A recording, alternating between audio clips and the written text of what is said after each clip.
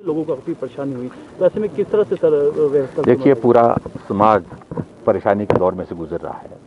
उनकी परेशानियों से मैं वाकिफ़ हूँ। सरकार मदद करने के रास्ते जितने भी हो सकते हैं वो उनको हम बंद नहीं किया है, वो खुले हैं। लेकिन उनसे भी मैं यही कहना चाहता हूँ कि संकट के क्षण में वो भी परेशानी में हैं, हम भी परेशानी में हैं, सब लोग परेशानी में हैं। तो मिल करके इसका रास्ता जो निकलता है वो निकालना चाहिए। हड़ताल कोई रास्ता नहीं है। सर, भारतीय जनता पार्टी की जो कोर कमेटी की बैठक है, क्या मुख्य एजेंडे हैं? इसको ऑन स्पॉट किया जाएगा इन डेज टू कम? देखिए, आने वाले समय में तो हमारी कोशिश यही है और ये निर्भर करता है हमारी वैक्सीन की उपलब्धता पर। वैक्सीन की उपलब्धता अगर हमारी ज़्यादा हो जाएगी तो हम इसको और भी सरल और सबके लिए सहज बनाने की कोशिश कर रहे हैं, ताकि अवेलेबिलिटी जो है वो वैक्सीन की जैसे हमारे पास बढ़ती है तो उसके साथ इसको जो है बिल्कुल सरल तरीके से ये रजिस्ट्रेशन के प्रोसेस और रजिस्ट्रेशन के प्रोसेस को और भी सरल करने की कोशिश करेंगे। लेकिन फिलहाल अभी तक हमको जो पिछले महीने जो हमको वैक्सीन उपलब्ध हुई थी वो 1,07,000 हुई थी। अब की बार हमको ये वैक्सीन की उपलब्धता थोड़ी बढ़ी है और उम्मीद कर रहे हैं हम कि जून के अंत तक जो है वैक्सीन की उपलब्धता हमको और ज़्यादा बढ़ेगी। जैसे ही बढ़ेगी तो हम निश्चित रूप से तेज गति से आगे बढ़ेंगे। शिक्षण संस्थान आजकल बंद है, ऑनलाइन क्लासेस हो रही हैं, खासकर अगर हम प्राइवेट स्कूल का जो टीचिंग पीरियड देखें वो बहुत ज़्यादा है, नेशनल गाइडलाइन से काफ़ी ऊपर है, उसको वायलेट कर रहे हैं। 10-10 घंटे कंप्यूटर पे बच्चा बैठता है, जो उनकी मनोस्थिति पे भी असर पड़ रहा है। क्या सरकार इस पर कोई एक्शन लेगी, कोई एडवाइजरी या कोई डायरेक्शन प्राइवेट स्कूल्स को करेगी? देखिए, एक बहुत ही इस तरह की परिस्थिति है, ये एक विवशता का एक विषय है। जब हम स्कूल जो है वो उनको फंक्शनल नहीं कर पा रहे हैं तो ऑनलाइन एकमात्र माध्यम है हमारे पास। टेक्नोलॉजी के माध्यम से हम बच्चों को कम से कम जो है जो आवश्यक हो सके उतनी तो हम उनकी पढ़ाई जो जारी रख सके, वो प्रयत्न किया जा रहा है केंद्र सरकार द्वारा, प्रदेश सरकार द्वारा। लेकिन फिर भी उसके बावजूद हम उम्मीद में है, बहुत बड़ी उम्मीद हमको लग रही है कि बहुत जल्दी ये दौर समाप्त होने वाला है। फिर उसके बाद जो है वो जो जिस तरह से पढ़ाई हमारी होती थी बच्चों की, उस प्रकार से उस माहौल को हम शुरू करने की स्थिति में हो जाएं, ऐसा मैं उम्मीद करता हूं। सर, ट्रांसपोर्ट की अगर बात करें तो डायरेक्शन गाइडलाइंस हैं उसको फॉलो किया जाए तो निश्चित रूप से उस बात को लेकर के जरूर सर, निजी बस ऑपरेटर सर हड़ताल तरह से नियंत्रित किया जाएगा, खासकर डिजास्टर मैनेजमेंट एक्ट के प्रोविजंस को एग्जीक्यूट कराने?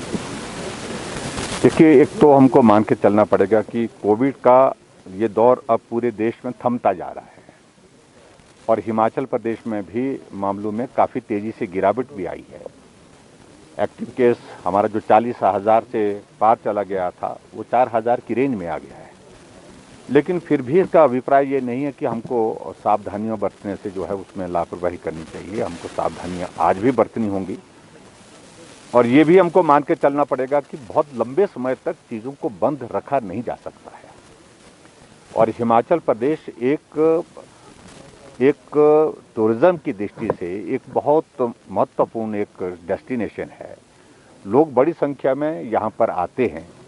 ऐसी सूरत में हमने अभी जो इंटरस्टेट मूवमेंट के लिए कुछ जो रिस्ट्रिक्शन लगी थी उसमें रिलैक्सेशंस दी हैं। रजिस्ट्रेशन का प्रोसेस अभी भी कायम है, लेकिन जो RT-PCR टेस्ट जो है वही उसको ही हमने रिलैक्स किया है। टूरिस्ट आए, हम उनको बिल्कुल मना नहीं कर रहे हैं, लेकिन फिर भी मेरा उनसे इस बात के लिए ज़रूर आग्रह है कि वो सुनिश्चित करें, कोविड प्रोटोकॉल का पालन करें, मास्क पहने, सोशल डिस्टेंसिंग के साथ साथ में जो होटलियर्स हैं जिनके साथ हमारी बातचीत हुई है उनको हमने कहा है बार बार जो SOP हमने जारी किया है उसका पालन करें। ये बातें मुझे लगता कि महत्वपूर्ण है। लेकिन फिर भी उसके बावजूद कोविड का ये दौर अभी तक पूरा जो है वो नहीं निकला है, जिसको हम कह सकते हैं कि समाप्त नहीं हुआ है। सावधानी बरतने की जरूरत है। वैक्सीनेशन जो 18+ है वो फिर से बिगिन हो गया है जी। टेक्निकली जो रजिस्ट्रेशन में अभी क्या इसका काम है? मुझे इस बात की प्रसन्नता है कि शिमला हमारा प्रदेश की राजधानी है और एक इंटरनेशनली नोन टूरिस्ट डेस्टिनेशन है। स्वच्छ रहे, ये हमारी सबकी प्राथमिकता है। और वैसे भी हिमाचल प्रदेश स्वच्छता के मामले में बाकी बहुत सारे राज्यों से बहुत आगे है। उस दृष्टि से स्मार्ट सिटी का दर्जा शिमला को मिलने के साथ साथ में शिमला शहर की सभी गलियों की, सड़कों की सफाई ठीक प्रकार से हो सके शहर के अंदर, उस बात को सुनिश्चित करने के लिए हमको पावर ग्रिड की ओर से बहुत बड़ा एक सहयोग मिला है। 2 गाड़ियां जो सफाई के लिए आज हमको उपलब्ध करवाई गई हैं, जिनकी लागत लगभग 2 करोड़ के लगभग है, जिनको आज विधिवत रूप से हमने समर्पित किया, आज से डेडिकेट किया शिमला शहर की सफाई के लिए।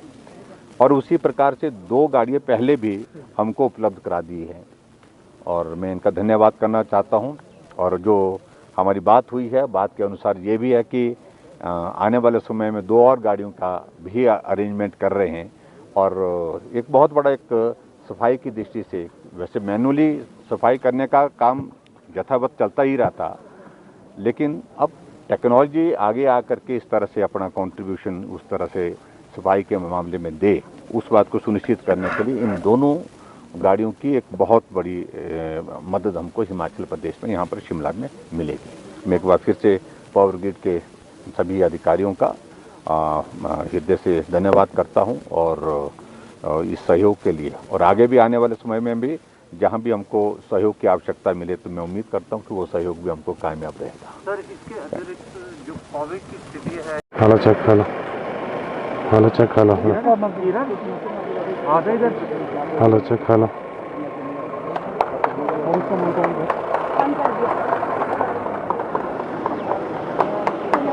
Hello check hello hello